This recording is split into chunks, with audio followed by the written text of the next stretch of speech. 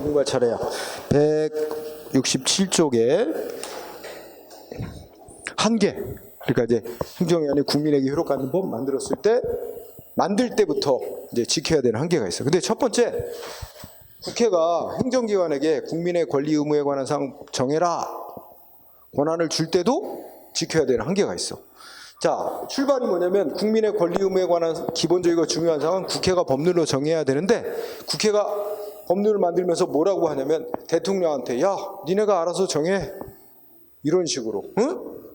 멋대로 알아서 정하라는 식으로 포괄적으로 법 제정권을 넘기면 안 된다. 그렇게 되면 포괄적으로 권한을 넘기면 무슨 문제가 되냐면 국회가 국민으로부터 부여받은 입법권을 포기하는 게 되고, 행정부한테 뭐 주는 거야? 법 만들고 집행권한까지 다 줘서 행정부의 권한이 너무 세죠. 헌법이 이게 선언한 권력 분립해놓고 서로 견제하게 만드는 그 시스템이 붕괴되는 거야. 헌법이 어긋나는 거야. 그래서 자, 위임 명령의 한계. 첫째, 국회는 행정기관에게 국민의 권리 의무 사항 정하라고 위임할 때는 일반적이거나 포괄적으로 위임하면 안 된다. 일반적 포괄적 위임 금지. 그러니까 어떻게 위임해야 돼? 뭐에 대해서 정할지 대상과 그리고 정할 수 있는 범위를 구체적으로 범위를 정해서 위임해야 돼. 응? 그래서 동그라미 1번 둘째 줄 끝에 구체적으로 범위를 정해서 위임해야 돼. 행정기관이 뭘 정해야 되는지를 구체적으로 범위를 정해서 위임해야 돼. 응? 그 다음에 그런데 우리가 동그라미 1번에서 말하는 건 구체적으로 범위를 정해서 위임해야만 하지, 포괄적으로 알아서 정하는 식으로 포괄적으로 법 제정권을 위임하면 안 된다 이거지. 응? 근데 그거는 이제 국가기관 간의 권력 분립 차원에서 대통령이나 장관한테 뭘 정해라 이렇게 위임할 땐 절대로 포괄적으로 위임하면 안 돼. 그런데 동그라미 2번, 자, 두 가지. 조례, 지방자치단체가 만드는 법인 조례로 주민의 권리 의무에 관한 사항을 정해라 국회가 위임할 때는 조례로 정하라고 위임할 때 하나, 또 하나 뭐 어떤 공공단체 등에 대해서 자치법적인 사항을 정하라고 위임하는 거. 두 가지. 근데 사실 두 가지를 다 묶으면 자치법적인 사항이라고 다 묶을 수는 있어. 왜냐면 조례라는 법도 지방자치단체 자치에 관한 내용이잖아. 그러니까 원래는 자치법적 사항인데 어쨌든 둘로 나눈다.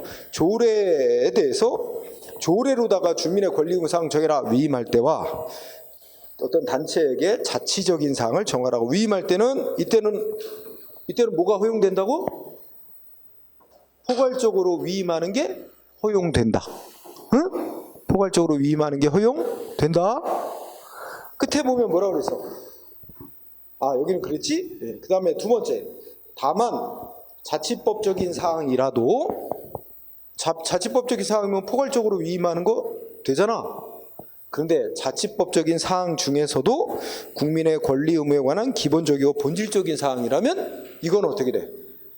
아예 행정기관에게 정하라고 위임 자체가 안 되는 사항이 있다는 거야. 그거는 아예 위임을 하면 안 된다. 그거는 구체적으로 범위를 정해서라도 위임하면 안 되는 거야. 응?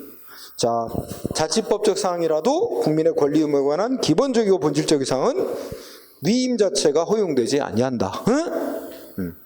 그러면 본질적이고 중요한 사항이 아니면 포괄적으로 위임하는 것도 가능하다. 꼭 구체적으로 위임해야 할 필요는 없고. 응? 자, 중요. 그럼 밑에 우리 읽고 판례로 확인해 보자. 자, 1번 판례 1번 헌법 75조는 법률에서 구체적으로 범위를 정해서 위임했을 때 뭐 대통령이 제정할 수 있다 이래서 구체적 범위를 정해 위임하라고 돼 있다. 그지? 그런데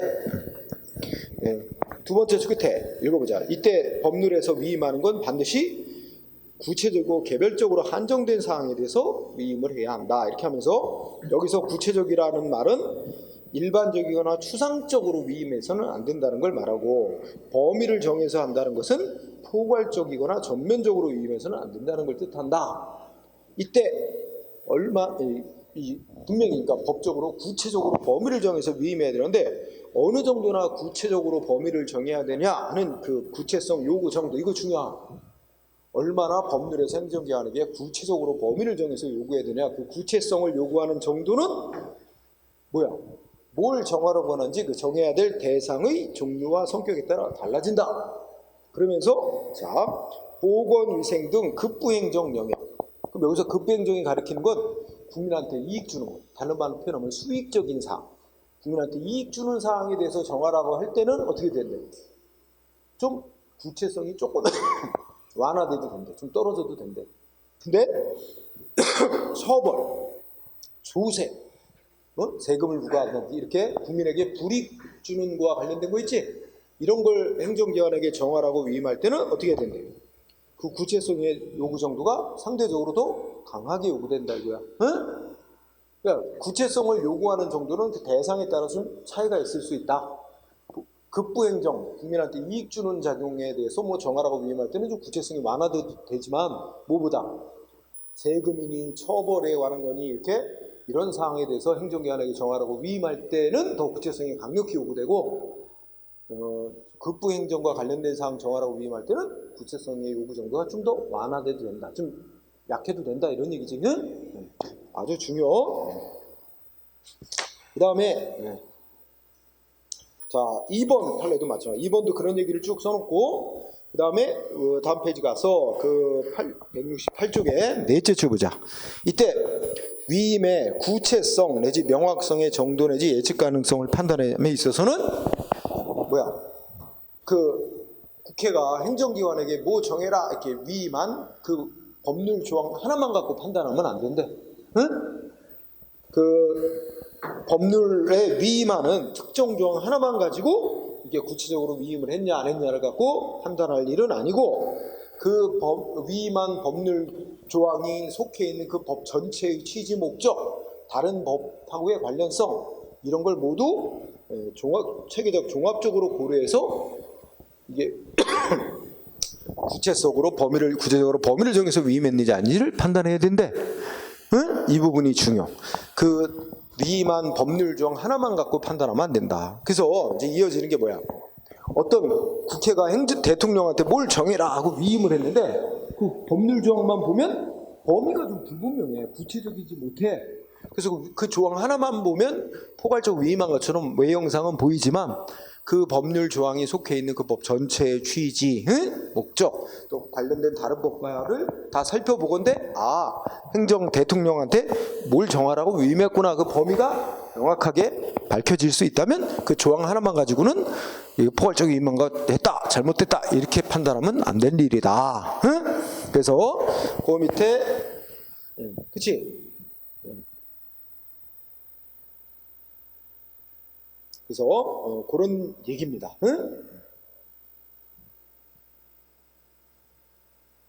그래서 5번도 마찬가지, 3번도 마찬가지고 그 다음에 4번 나오지. 4번까지 내가 설명한 거예요. 4번에 보면 밑줄 친데 이거 봐. 외형상으로는 그치? 첫째 4번 판례 외형상. 그러니까 국회가 만든 법률 조항 그 조항 위임한 법률 조항 하나만 보면 외형상으로는 일반적 포괄적으로 위임한 것처럼 보이지만 그렇더라도 그 법률의 조항 하나만 볼 게 아니라 법률의 전반적인 체계 취지 목적 규정 형식과 내용 또 관련 법까지 다 살펴볼 때 해석을 해보니까 이 조항은 대통령이나 장관한테 뭘 정하라고 위임을 한 거다라는 그 내용과 범위가 객관적으로 확정될 수 있다라면 이거 포괄적 위임한 거라고 하면 안 된다. 단정할 수 없다죠. 자, 그 다음에 또 5번 법률 조항만 보면 일반적, 추상적 이렇게 돼 있는 규정이라 하더라도 법관이 법 보충작용으로서 법 해석을 통해 그 의미가 구체화와 명확화될 수 있다면 그 만들어 놓은 법률 규정의 명확성 원칙을 결여하여 무효인 규정으로 볼 수는 없다. 이런 것도 있고. 자, 하여튼 4번까지 중요. 그 다음에 오른쪽으로 올라간다. 오른쪽으로 가는 게 7번. 아래쪽에 7번 보면 이거는 헌법재판소 결정지. 읽어보자. 자, 위임 입법을 엄격한 헌법적 한계 내에 두는 이유 뭐래? 원래는 국회가 국민의 권리 의무에 관한 사항을 법률로 정해놔야 된다는 이 헌법적인 원칙 때문에 권력 분립 원칙, 그지? 그래서 대통령이나 장관한테 국회가 국민의 권리 의무 사항 정하라고 위임할 때는 절대로 포괄적으로 위임하면 안 되고 그 대상과 범위를 명확히 해서 구체적으로 범위를 정해서 위임해야 한다는 거다. 이런 얘기를 하면서 그런데 셋째 줄 법률이 행정부가 아닌 기관 내지 행정부에 속하지 않는 공법적 기관의 운영 규정인 정관의 특정한 사항을 정하라고 위임할 때는 그러한 헌법이 선언하는 권력분리 원칙을 훼손할 여지가 없다. 그렇기 때문에 포괄적 위임해도 괜찮다는 말입니다. 그래서 자, 중요한 사항 따라서 법률이 정관에 그러니까 어떤 공공기관의 공공단체의 정관에 자치법적인 사항을 정하라고 위임할 때는 헌법이 정하는 포괄적 위임 입법 금지는 원칙적으로 적용되지 않는다. 그래서 포괄적 위임 입법이 포괄적 위임 금지 원칙이 적용되지 않는다는 거지. 포괄적으로 위임해도 된다는 말입니다. 그리고 8번 똑같습니다. 다시 한번 또 나와. 대법원도 법률에서 국회가 만든 법률에서 공법적 단체 등의 운영 규정인 정관에 그 단체의 운영에 관한 어떤 자치적인 사항을 정해라. 위임할 때는 뭐야? 두 번째 또 나오지. 포괄적 위임입법 금지는 원칙적으로 적용되지 않는다. 포괄적으로 위임해도 된다. 그러나 아무리 그렇다 해도 그 자치법적인 사항이 국민의 권리 의무에 관련되는 것인데다가 그 기본적인 본질적 사항이라면 그건 국회가 직접 정해야지 위임하면 안 되는 거다. 응? 그러면서 구체적인 예로 뭐야? 도시 및 주거환경 정비법이 사업이 시행인가 신청 시 동의 요건을 조합이 정관에 알아서 정하도록. 그러니까 여기서 무슨 재건축 사업 같은 걸 누가 하냐면 무슨 재건축 조합이 해. 그 조합이 재건축 사업 같은 걸 하는데 그 재건축 지역 내에 토지 소유자 몇 퍼센트나 동의를 얻어야 되느냐? 이 토지 소유자 동의 요건을 몇 퍼센트 동의 얻어야 되냐? 그거는 법률에서 조합 니네가 정관으로 알아서 정해라 위임했단 말이야. 근데 그거는 일종의 자치법적인 사항이라서 법률에서 직접 안 정하고 몇 퍼센트 동의를 얻어야 되냐는 조합이 정관으로 알아서 정하도록 위임했어도 포괄적으로 위임했어도 문제되지 않는다는 거야. 자치법적 사항이니까. 응? 자, 그 다음에 9번하고 10번은 조례야. 조례 키워드가 원래 우리나라 법률 지방자치법에 보면 지방자치단체가 만드는 조례라는 법으로 주민의 권리를 제한하거나, 그러니까 주민에게 이익 주는 조례는 법률에 위임 없어도 조례로 알아서 지방자치단체 정할 수 있어요. 근데 주민에게 권리를 제한하는 내용, 의무를 부과하는 내용, 그리고 주민이 뭘 위반했다고 벌 주는 처벌하는 내용이지. 권리 제한 의무 부과 처벌하는 내용의 조례. 좀 더 넓게 말하면 주민에게 불이익을 주는 침해적 내용의 조례를 지방자치단체에 정하려면 법률로부터 위임을 받아야만 정할 수 있게 돼 있어요. 응? 그런데 이때 위임은 어느 정도 포괄적인 위임을 국회가 해도 괜찮다는 거야. 왜냐면 지방자치단체가 만드는 조례라는 법은 지방 주민들이 직접 선거로 선출한 주민의 대표자인 지방의회가 만드는 법이니까 자치권을, 헌법이 인정하는 지방자치권을 폭넓게 인정하는 차원에서 지방자치단체가 조례로 좀 어느 정도 알아서 폭넓게 정할 수 있다. 그래서 법률에서 위임이 필요하긴 한데 포괄적으로 위임해도 괜찮대. 그래서 읽어봐. 응? 법률에서 주민의 권리 의무에 관한 사항에 대해서 구체적으로 범위를 정하지 않은 채 조례로 정하도록 위임했어도 이거는 허용되는 거다. 응? 조례로 주민의 권리 제한 의무가 벌칙 이런 거 정하라고 위임할 때는 포괄적으로 위임해도 괜찮다는 말입니다. 꼭 알아두고요. 10번도 마찬가지지. 9번, 10번. 응? 10번, 9번은 대법원 입장, 10번은 헌재 입장.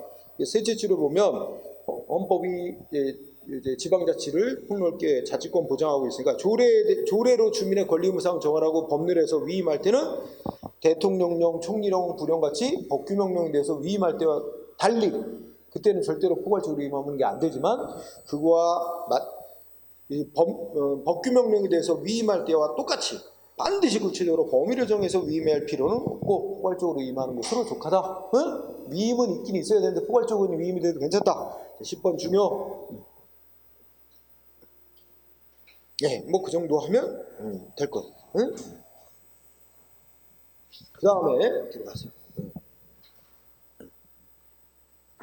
자, 그 다음에 두 번째 한 개 보자. 두 번째는 뭐 나왔어? 제목.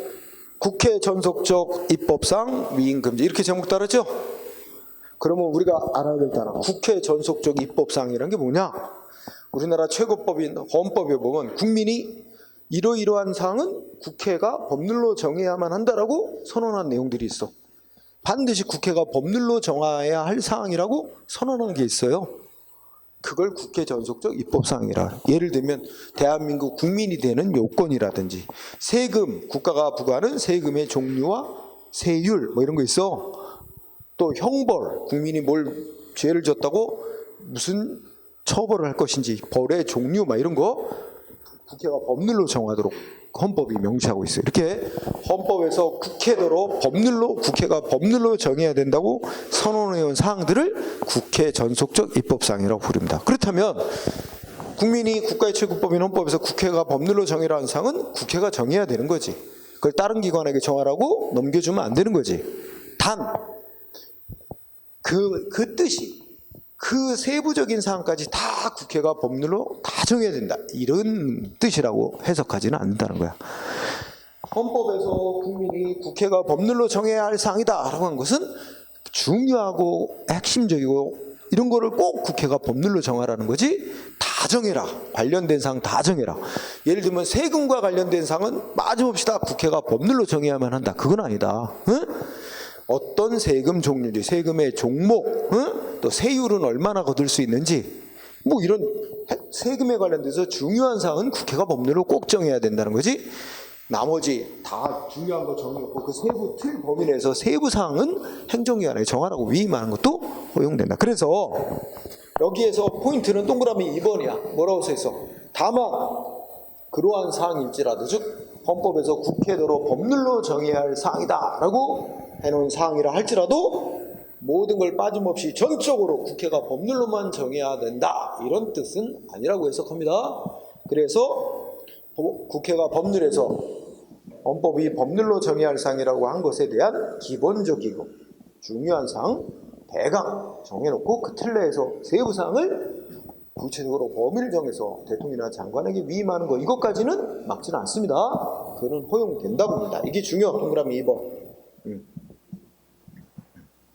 그래서 이거 뭐 꼭 외울 건 아닌데 대표적으로 뭐야? 2번을 그냥 읽어봐. 2번을 보면 거기 첫째 줄에 헌법이 선언하고 있는 조세법률주의 원칙 이렇게 나오지? 헌법에서 그 조세에 관한 종목과 세율은 법률로 정한다 이렇게 돼 있거든. 그 조세법률주의 원칙의 의미는 세금 부과하는 요건, 징수 절차 등 국가가 행사하는 조세권 행사의 요건과 절차는 국민의 대표인 국회가 정한 법률로서 해야 한다는 것이지만, 세금 부과 요건과 징수 절차에 관한 사항을 명령, 규칙 등 행정기관이 만드는 하위 법령에 위임하여 규정하게 할 수 없는 건 아니다. 그 뜻은 핵심적이고 중요한 건 꼭 법률로 정해라는 말이지 세부 사항까지 다 정해야 된다는 건 아니다. 위임 가능하다, 이런 얘기입니다. 그래서 실제 3번 보면 위임한 거로 보는 겁니다. 자, 넘어가고요. 또 하나 오른쪽에 가면 171페이지 뭐 나왔어요? 벌칙 규정 나왔죠. 벌칙 규정, 처벌 규정. 국민이 뭔 행위를 했다고 그거는 무슨 죄야, 그리고 무슨 뭐 벌금, 징역 처벌하는 거 있지? 자, 이 벌칙 규정도 우리 헌법에 보면 뭐라고 돼 있나? 국회가 법률로 정해야 된다고 선언되어 있는 사항이야. 그래서 무슨 말 나오냐면 방가로 3번 문장에서, 자, 첫째 줄에 죄형 법정주의 원칙이라는 단어가 나와요. 죄형 법정주의 뜻 뭐야? 국민들이 어떤 행위를 하면 죄가 되는지, 죄가 어떤 행위를 하면 죄가 되는지, 그리고 그 죄를 범한 자는, 죄를 지은 자는 어떤 종류의 처벌을 받는지, 그 벌의 종류, 최고 한도, 이런 건 법률로 정해놔야 한다는 원칙이다. 그렇다면 여기서 궁금해지는 건, 국회가 행정기관에게, 대통령이나 장관에게, 야, 국민이 뭘 위반한 거에서 죄와 벌에 관해서 정해라, 이렇게 처벌 규정을 정하라고 위임 못하는 거냐? 못하는 건 아니래. 할 수 있대. 근데 아까 국회 전속의 입법사항과 같은 논리야.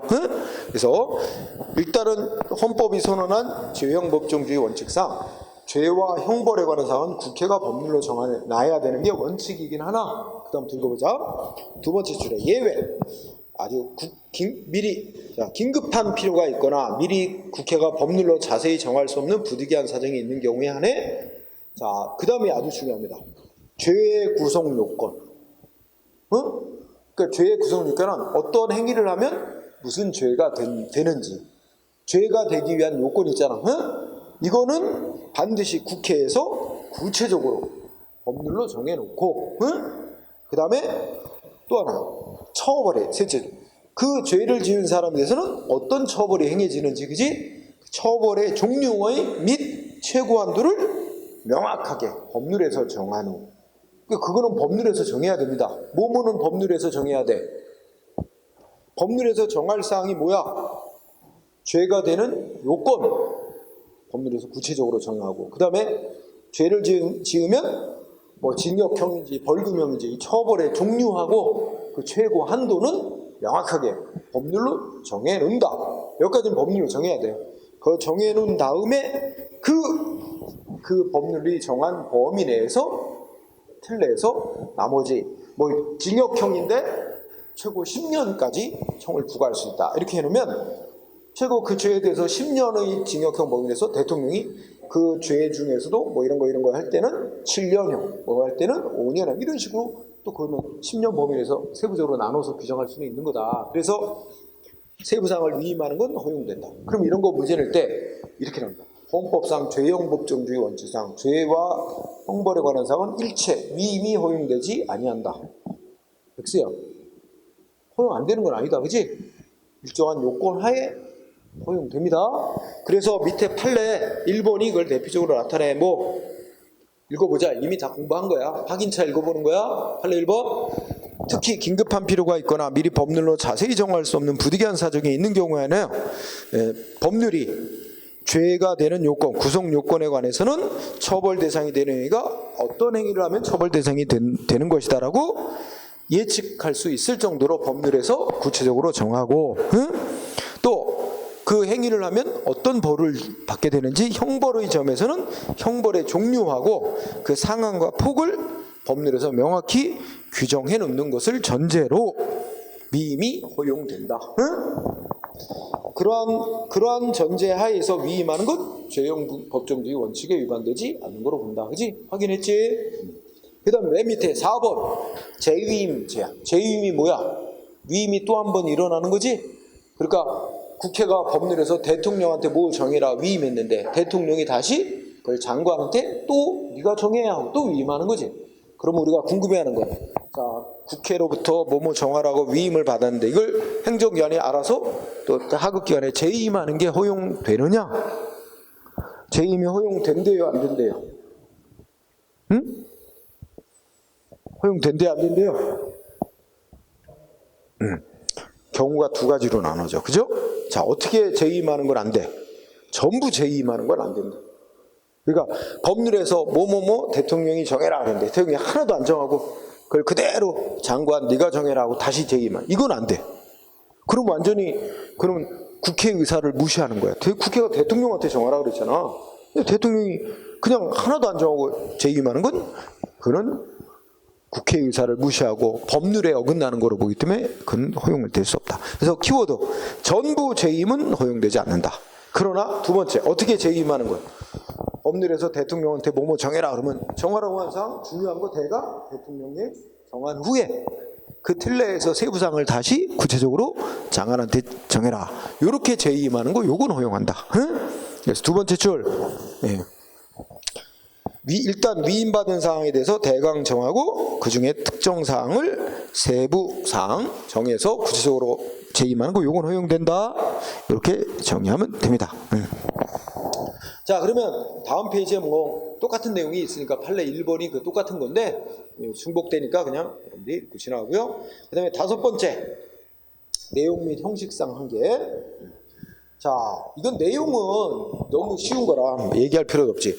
법률에서 뭐뭐뭐뭐 정해라 위임을 했는데 그 정하라고 하는 위임받은 사항에 대해서 정해놔야지.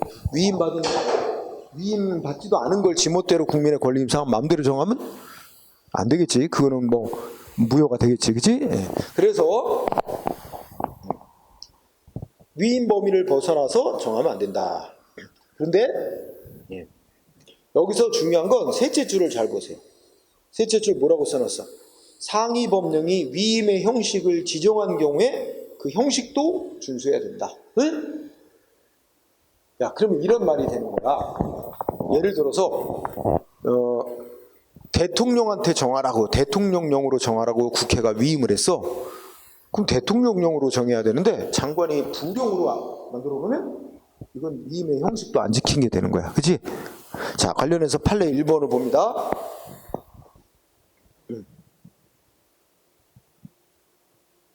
1번은 이제 내용상의 한계지? 자, 그 밑에 두 줄 봐. 상위법으로부터 위임받은 내용을 구체화하는 거는 상관없는데, 구체화하는 건 상관없는데, 그 단계를 벗어나 완전히 새로운 입법을 한 것으로 평가할 수 있다. 여기서 새로운 입법을 한 것으로 평가할 수 있다는 말은 그 속뜻이 뭘까? 새로운 입법이라는 말이 상위법에도 없는 국민의 권리 의무에 관한 내용을 새로이 정했단 말이야. 행정위원 지멋대로 국민의 권리 의무에 관한 새로운 내용을 정해놓은 거야. 그럼 새로운 입법을 한 거다. 응? 이렇다면 그거는 위임받은 것의 한계를 벗어난 것이 돼서 그거는 국민하고의 효력 있는 법이 될 수가 없다는 말입니다. 그죠? 그 다음에 2번은 뭘 나타내지? 입법자는 법률에서 구체적으로 범위를 정하기만 한다면 대통령령뿐만 아니라 부령으로 뭘 정하라고 위임할 수 있다. 이거 별것도 없는 거지. 그러니까 위임할 때는 국회는 구체적으로 범위를 정해서 위임해야 되는데 대통령령으로 정하라고 위임할 수도 있지만 바로 직접 장관대로 정하라고 위임할 수도 있다는 거야. 응? 별건 없어. 그 다음에 쌍가로 3번 집행명령은 이미 했어. 집행명령은 상위법에 정한 내용을 충실히 집행하는 데 필요한 절차 형식만 정할 수 있는 거지 국민의 권리 의무에 관한 새로운 사항은 정할 수 없는 게 한계야. 그지? 한번 넘어가고. 자, 그 다음에 오른쪽에 성립 및 효력 발생 요건 갑니다. 이 말은 행정기관이 법을 제정하는 것이 적법하게 만들어서 국민하고의 효력이 발생하게 한 요건. 그러면 간단하게 성립 요건을 보면 주체, 내용, 절차, 형식 이렇게 넷으로 나눠서 얘기했지? 국민에게 효력 갖는 법을 제정할 수 있는 권한이 부여된 행정기관만 만들 수 있는 거야. 응? 읽고 지나가. 내용은 상위법에 어긋나는 내용, 상위법이 위임한 거 이런 거 아닌 거 정하면 안 되겠지? 당연하고 넘어가고. 여기 형식에다가 중요하셔야 합니다. 절차.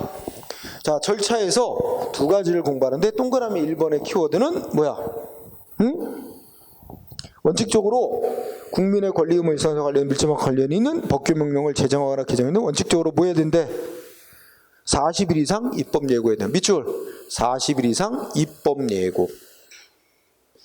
그래서 우리 대통령령, 총리령, 부령, 국가기관이 만드는 법은 법을 만들기 전에 국민한테 이런 내용의 법을 만들 예정입니다. 예고를 미리 하고 국민한테 의견이 들어올 거 아니야. 그 의견 들어오면 그거를 반영을 해서 만들어야 된다는 거야. 입법 예고 절차. 근데 지방자치단체에서 제정하는 조례, 규칙 같은 자치입법은 20일 이상 예고하면 되고. 그 다음에 입법 예고를 하고 그 중에서도 특히 두 번째 줄 대통령령. 요거는 대통령령만이야. 대통령령을 국민에게 입법 예고하는 경우에는 국회 소관 상임위원회도 어떻게 돼요? 제출하도록 되어 있습니다. 그러니까 국회 상임위원회에 제출하는 법안은 대통령령 아니에요. 총리령, 부령은 해당 사항이 아니에요. 응? 대통령령, 총리령, 부령 다 입법 예고해야 돼.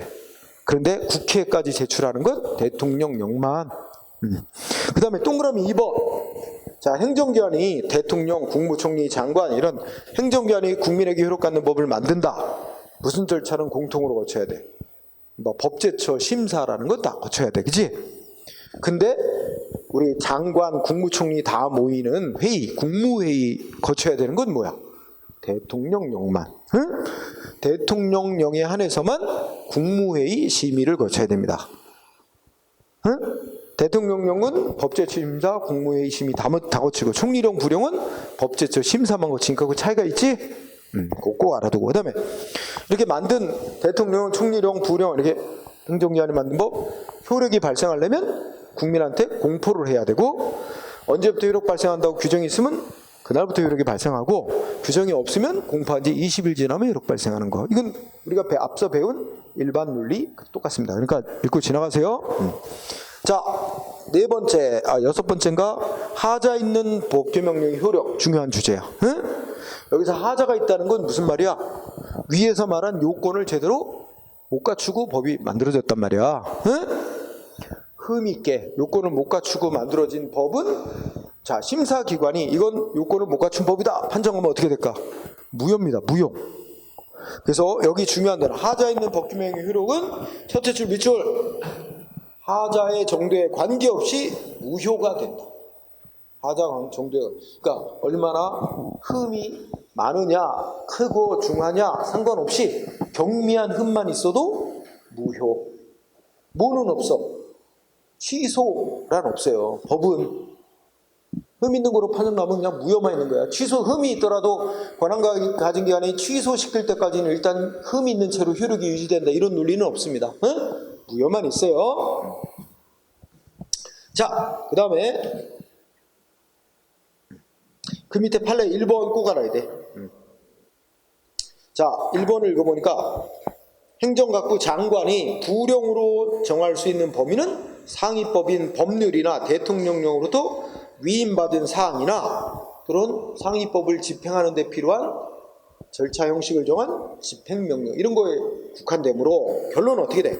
밑줄 두 번째 줄, 법률 또는 대통령령으로 규정해야 할 사항인데 이걸 장관이 지멋대로 부령으로 정했다고 하면 그 부령은 무효다. 응? 꼭 알아두고요. 자, 그 다음에 1번 중요하고 다음 페이지 갑니다. 자, 3번 판례도 알아둘 필요가 있습니다. 자, 어느 시행령 규정이, 시행령이 무슨 법이지? 대통령령이야, 그죠? 대통령령의 어떤 법조항이, 규정이 뭐 법률 같은 상위법에 저촉, 즉 위반이 되는지 아닌지 명백하지 않게. 그러니까 한편 생각하면 상위법에 위반된다고 볼 수도 있고 상위법에 위반되지 않는 것으로도 해석할 수 있고, 이게 좀 애매해 돼. 그럼 가능한 한 어느 쪽으로 봐야 된대? 상위법에 위반되지 않는 쪽으로 해서 그 법의 효력을 유지시키는 쪽으로 판정을 내려야 된대. 너무 법을 만들어서 이미 시행하고 있는데 나중에 이 법 상위법에 위반된다고 소지가 있다 해서 바로 그냥 쉽게 무효 선언을 해버리면 이 국민들의 혼란이 일어난다는 거야. 법적 안정성이 깨트려지니까 명백히 상위법에 위반되면 무효로 선언하지만 상위법에 합치되는 것으로 해석이 가능하다면 가능한 한 쉽게 무효로 선언하면 안 된다. 응? 알아두고 그 다음에 5번 판례. 자, 5번은 대통령령이 나오고 헌법이 나오고 또 법률이 나와요. 응? 자, 그럼 보면 이렇게 되는 거지. 우리나라 법책에서 헌법이 있고 그 다음에 국회가 제정한 법률이 있고 대통령령이 있는데, 이 법률에서 이 위임을 했어. 국민의 권리 의무에 관한 뭐뭐 사항에 대해서 대통령이 정해라 하고 아무 문제 없이 구체적으로 범위를 정해서 적법하게 위임을 했어. 그런데 대통령이 대통령령 만들면서 이거 잘못 만들어놨어. 이 대통령령 조항을 잘못 만들어놨고 이거 헌법에 위반되는 내용을 정해놨어. 그러면 이 대통령령으로 만들어놓은 이 조항은 헌법에 위반되는 조항이라서 이 헌법 위반되는 조항은 무효가 돼. 응? 그런데 이거 대통령령 조항이 헌법에 위반돼서 무효가 돼서 없어진다 하더라도 이 대통령대로 아무 문제 없이 구체적 범위를 정해서 뭐뭐 정해라 이렇게 문제 없이 위임한 법률 조항까지 문제 있는 건 아니잖아. 이 법률까지 자동 무효가 되는 건 아니다 이거지. 그래서 다시 읽어봐. 어떤 대통령령 규정이 규정한 내용이 헌법에 위반될 경우 그 대통령령의 조항이 헌법 위반이 돼서 무효로 되는 거는 하고는 별개로, 응? 아무 문제 없이 적법하게 대통령령으로 뭘 정하라고 위임한 법률 규정까지도 당연히 위헌되는 건 아니다. 응? 자, 그 다음에 5번 중요하고, 그지? 그런데 이제 6번 밑에 보면 하자 있는 법규명령에 따른 행정의 효력이라고 나와 있지? 여기는 이런 걸 한번 생각해. 자, 이거 비교해봐. 그러면 이렇게 돼요. 하자 있는 법규 명령의 효력. 그랬어. 요거는 지금 법이 문제가 있게 만들어졌다는 거지. 이건 지금 뭐가 된다고 배웠어? 어? 하자 얼마나 흠이 크냐 아니냐, 하자 정도에 관계없이 무효만 있다 그랬어. 그지? 이건 다 무효가 되는. 무효면 처음부터 아무 효력이 없는 것으로 다루는 거야. 응? 그런데 이거하고 비교해서 하자가 있는 행정처분의 효력. 응? 하자 있는 행정처분의 효력은, 이거는 법 집행 조치를 말하는 거야. 법 집행이 위법하게 행해진 거야. 응? 이 법 집행 조치는 하자 정도에 따라서, 얼마나 법을 많이 어겼느냐 정도에 따라 둘로 나눕니다. 따라 두 가지. 무효인 경우와 취소 사유인 경우, 이렇게 둘로 나눕니다. 무효는 어느 때냐면 하자 정도가 중대 명백한 위법이 있어. 중대한 위법이 있고, 객관적으로 보통 사람의 기준으로 봐도 이건 명백하게 위법이다. 이럴 때는 중대하고 명백하게 위법일 경우는 무효. 무효는 가만 놔둬도 처음부터 아무 효력이 안 생겨요. 근데 이 취소사유는 위법 정도가 단순 경미한 정도의 위법이다. 이런 정도면 취소할 수 있는 사유. 취소 사유면 권한가증안이 취소해서 효력을 없애기 전까지는 하자 있는 채로 효력이 유지되는 거야. 이런 차이가 있어. 그러면 이런 사안을 보자. 이거 나중에 또 나오는 건데 워낙 중요한 거야. 자, 법이 있고, 법에 따라 뭐 예를 들어 대통령령이 있다고 치자. 응? 대통령령이 있어. 그런데 이 대통령령에 따라서 세금을 부과했어. 세금 부과 조치. 우리가 세금 부과 조치를 과세처분 이렇게 부른단 말이야. 이거는 법 집행 조치지? 응? 응. 과세처분. 그래서 A한테 세금 부과를 했어요. 그런데 세금 부과가 있고 난 후에 상대방은 세금도 냈다고 치자. 다 세금 냈어. 낸 후에 한참 있다가 이 대통령령 규정이 헌법에 어긋난다. 위헌 판정이 내려졌대. 헌법에 어긋난다고 위헌 판정이 내려졌대요. 뒤늦게. 응? 그러면 자, 이 대통령령은 어떻게 되는 거야? 하자 있는 법이라고 판정이 난 거잖아. 응. 그럼 대통령 조항은 무효가 된 거예요. 그죠? 그런데 위헌 판정 나기 전에 이 대통령령을 집행을 했어요. 우리 공무원들이. 그래서 A한테 세금 부과를 한 거라며요. 그럼 여기서는 이 세금 부과한 조치, A에게 세금 부과한 조치의 효력이 어떻게 되느냐 이거야. 근데 이 세금 부과한 조치는, 이게 위법은 세금 부과할 당시를 기준으로 판단합니다. 위법이냐 아니냐는. 근데 세금 부과할 당시를 기준으로 보면 이 대통령령 조항은 아직 헌법 위반이라고 판정나기 전이에요. 그럼 우리 공무원으로서는 당연히 어떻게 돼? 대통령 조항은 아무 문제가 없는 조항이라고 생각하고 집행을 할 수밖에 없는 거지. 그러면 이 세금 부과 처분은 결과적으로 보면은, 일단 결과적으로는 위법이라고 봐요. 세금 부과 처분은 위법이다. 하자가 있는 세금 부과 처분이라고 봐. 그래서 이게 나중에 위헌 판정이 내려졌지만 결국은 이 대통령령 없는데 근거 규정도 없이 세금 부과한 거 마찬가지로 봐. 결과적으로. 따라서 위법인데, 이거는 이제 뭐야? 중대한 위법이 있다. 위법이 중대하다고는 봐요. 마치 근거법이 없이 세금 부과한 것과 마찬가지에서 중대하다고 보지만, 세금 부과할 당시에는 이 대통령령 조항이 위헌인지 여부가 명확하지 않았어요. 따라서 이거는 세금 부과할 당시에는 위법이라는 점이 명백하지 않았다. 그럼 어떻게 돼? 위법이 중대한 것이라고 볼 수는 있으나 명백하지는 않았다는 거야. 우리나라에서는 중대하고도 동시에 명백하다는 두 가지 요건이 충족됐을 때만 무효인 조치로 본단 말이야. 법조항지. 따라서 이거 어떻게 돼? 취소 사유. 응? 무효는 아니라는 거야. 그러니까 일단 취소되기 전까지는 세금 부과 조치는 효력이 유지되는 거다. 이런 논리가 되는 거지. 그지?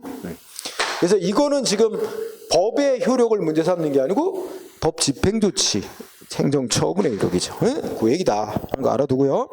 자, 오른쪽 가면 소멸 사유 나와 있어요. 소멸 사유는 효력이 발생했던 법이 효력이 없어지는 사유 말하는 거지. 이 상식적으로 생각하면 법을 폐지시켜서 없애면 효력이 없어지겠지? 폐지, 그지? 근데 폐지시키는 방법에 명시적으로 폐지시키는 것도 있지만, 여기 보면 두 번째 줄에 묵시적 폐지라는 것도 있다. 응? 그 뜻만 간단히 알아두세요. 묵시적으로 폐지되는 경우도 있다. 묵시적 폐지가 뭐래? 기존에 있는 법을 그대로 놔두고 그거 내용이 서로 상충되는 새 법을 만들어. 그럼 어떻게 돼요? 우리 법 간에 내용 충돌이 있으면 해결하는 원칙 있잖아. 뭐 상위법 우선 뭐 이런 거 있잖아. 그럼 나중 효력이 똑같은 법이라면 나중에 만들어진 신법이 우선하잖아. 그럼 기존의 국법은 폐지되는 거나 마찬가지지. 그지? 그래서 그런 식으로 기존의 법을 놔두고 내용상 추론되는 새 법을 만들므로써 기존의 법의 효력이 폐지되는 묵시적 폐지도 경우가 있다.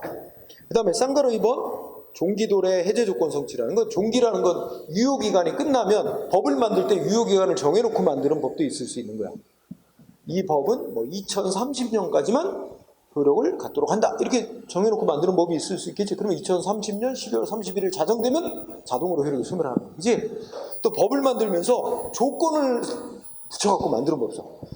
이 법에 따라 국민으로부터 무슨 성금을 모금한다. 이렇게 놓고 이 모금액이 1000억이 되면 이 법은 효력이 소멸하는. 그러면 조건이 1000억이 달성되면 효력이 소멸하는 거잖아. 그런 게 이제 해제 조건을 달고 만드는 법이래. 읽고 지나가. 그 다음에 쌍가로 3번이 중에 특히 중요해. 근거 법령이 폐지, 소멸되면 어떻게 될까? 우리가 행정위원회 만드는 위임명령, 집행명령 모두 뭐야? 상위법에 근거가 있어야 만들어지는 거지. 자, 행정기관에게 뭘 정해라고 위임한 상위법이 없어지면 어떻게 돼? 그 위임명령의 존립 근거가 되는 상위법이 없어졌기 때문에 위임명도 같이 소멸하는 거고, 집행할 상위법이 없어지면 그 상위법을 집행하기 위해서 만들어온 집행명도 집행할 상위법이 없어졌으니까 집행명도 존속할 이유가 없어. 따라서 동그라미 1번 상위법인 근거법이 폐지 소멸되면 위임명령이든 집행명령이든 법규명령은 같이 따라서 자동으로 효력이 소멸하는 겁니다. 응? 그런데 중요한 건 동그라미 2번. 자, 이때 법규명령 중에 집행명령, 상위법을 집행하기 위해 필요한 절차 방식을 정한 집행명령은 그 옆에 무슨 단어 나와서 근거법이 어떻게 됐다고? 폐지된 게 아니고 개정됐어. 상위의 근거법이 없어진 건 아니야? 개정됐어. 근데 이게 예전에 만들어 놓은 집행명령이 개정된 상위법을 집행하는데도 아무 문제가 없어. 그렇다면 예전에 만든 집행명령 계속 효력 유지. 응? 그래서 여기서 중요한 단어 동그라미 2번은 근거법이 개정된 경우, 응? 개정된 경우는 효력 유지된다. 응? 결론적으로. 쌍가로 4번은 잘 안 내는 거니까 우리 아까 읽었어. 헌법에 보면 국가 위기 시에 대통령이 긴급명령 같은 거 만들고 시행하면서 국회에 제출해서 사후 승인을 받도록 하고, 국회가 승인 거부하면 그때부터 효력 없어지게 하고 있지. 읽고 지나가고. 그 다음에 쌍가로 5번은 예를 들어서 여성가족부 장관은 여성가족부 소관사무에 대해서 부령을 제정할 권한이 있다 없다? 있지. 여성가족부도 행정각부니까 여성가족부 장관도 소관 업무에 관해서 부령을 제정할 권한이 있어. 그런데 갑자기 정부 조직법 바뀌더니 여성가족부가 폐지됐다고 치자. 그럼 그 전에 여성가족부 장관이 만들었던 법들은 어떻게 돼? 부령. 여성가족부 장관이 없어졌어. 여성가족부 장관이 만든 부령, 이 법들도 어떻게 된다? 같이 효력 없어진다 아니다? 아니에요. 안 없어져요. 그 여성가족부 장관이 만들었던 법, 이거 다른 부처 장관의 업무로 다 뿔뿔이 찢어지겠지? 흩어지겠지? 그럼 그 업무를 인수받은 행정기관이 만든 법으로 효력이 계속 유지되는 거야. 조심해야 돼. 법을 만든 행정기관이 폐지돼서 없어졌다 그래서 그 법이 효력이 없어지는 게 아니라 그 업무를 인계받은 다른 행정기관이 만든 법으로 효력 유지되는 거예요. 응? 자, 그 다음에 판례 알아보기에 1번 뭐라고 돼 있어? 응? 자, 1번은 위임명령을 얘기합니다. 그죠? 상위법에 위임받아 제정하는 법규명령, 즉 위임명령의 경우. 자, 첫째 줄 읽으면서 위임명령은 상위법에 위임이 있어야 제정될 수 있는데, 그지? 상위법에 위임 근거도 없이 만들어놔서 무효였는데 나중에 상위법이 개정돼서 위임 근거가 부여되면, 그 다음에 중요한 단어, 그때부터는 유효한 위임명령이 된다. 그때부터 위임 근거가 부여된 그때부터 유효, 응? 그때부터. 또 반대로 이번에는 셋째 줄 상위법에 위임 근거 규정이 있어갖고 만들어진 아무 문제 없는 위임 명령이 있는데 나중에 법이 개정돼서 위임 근거가 없어졌대. 그러면 역시 근거가 없어진 그때부터 무효가 되는 거야. 응? 그때부터 무효. 중요한 건 그때부터야 다. 이런 거를 뭐 소급하여 무효가 된다 이런 식으로 바꾼단 말이야. 응? 잘 중요해. 1번 매우 중요한 판례로 공부해야 됩니다. 응? 그 다음에 다음 페이지. 이 3번 중요합니다. 자, 아까 이거 똑같다. 여기서 보면 이거 지운 건데 보니까 뭔 얘기 나오냐면 자, 헌법, 그 다음에 법률, 그 다음에 법률의 위임을 받아 대통령령 이렇게 만들어져 있어. 그런데 이번에는 이 대법률이 이게 문제가 있다고 위헌 판정이 내려졌대. 위헌 결정. 응? 그러면 어떻게 돼? 이 법률은 이제 무효지? 없어지는 거지? 그러면 이 법률로부터 위임받아 만들어 놓은 대통령령 어떻게 돼? 아니 위임의 근거법이 폐지돼서 없어지는구나. 그럼 대통령도 같이 따라서 효력 소멸하는 거지. 응? 자, 그래서 3번 위임 근거가 되는 법률에 대해서 위헌 결정 소멸되면 법률은 효력이 소멸되는 거고 그 법률의 위임을 받아서 만들어놨던 대통령령도 특별한 사정이 없는 한 같이 당연히 효력이 소멸되는 겁니다. 응? 이게 무슨 논리야? 상위법인 위임 근거가 소멸돼 버렸으니까, 그지? 그 다음에 4번은 아까 얘기했어. 상위법이 폐지돼서 없어지면 그에 따라 만들어진 위임명령 집행명령도 같이 당연히 효력이 소멸하는 거다. 그러나 둘째 줄 상위법이 개정되는데 그쳤다면 개정되기 전에 상위법 집행하려고 만들어놓은 것이 개정된 후에 집행하는데도 문제가 없다면 그러면 계속 효력 유지된다. 응? 아까 했어. 자, 그 다음에 통제라는 주제가 있죠. 자, 통제라는 주제도 매우 중요한 주제인데 통제라는 주제는 쉬는 시간을 갖고 하자. 응? 거의 다 마무리 돼가니까.